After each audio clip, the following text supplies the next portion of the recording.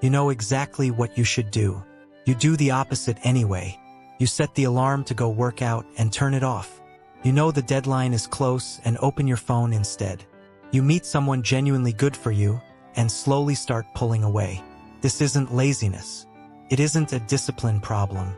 Psychologists have a name for it, and once you understand the mechanism, you can't unsee it in your own life.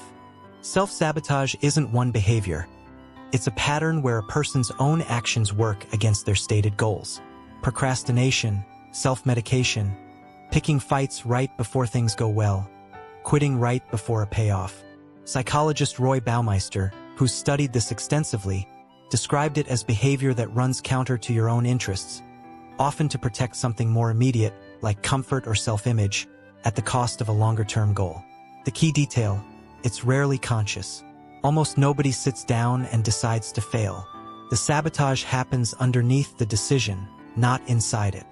Here's the part that reframes everything. A lot of self-sabotage isn't really about failure. It's about protecting yourself from a specific kind of pain, the pain of trying fully and still not being enough. This connects to a well-documented pattern called self-handicapping, first studied by psychologists Edward Jones and Stephen Berglas in the late 1970s. Their research found that people will sometimes deliberately create obstacles for themselves before a performance, so that if they fail, they can blame the obstacle instead of their own ability. Miss the deadline because you procrastinated, and the failure has an excuse. Miss it because you tried your absolute hardest and it still wasn't good enough. That has no excuse. It's a direct hit to how you see yourself. So the brain, without asking permission, sometimes chooses the version with the excuse. Self-sabotage doesn't only show up around failure. It shows up around success too, especially in relationships. Attachment theory, developed originally by John Bowlby and expanded by researchers like Mary Ainsworth, looks at how early relationships with caregivers shape how safe we feel in closeness as adults. People with more anxious or avoidant attachment patterns have been shown in multiple studies to be more likely to create distance through criticism, withdrawal, or picking fights, specifically when a relationship starts to feel secure. The theory isn't that these people don't want closeness.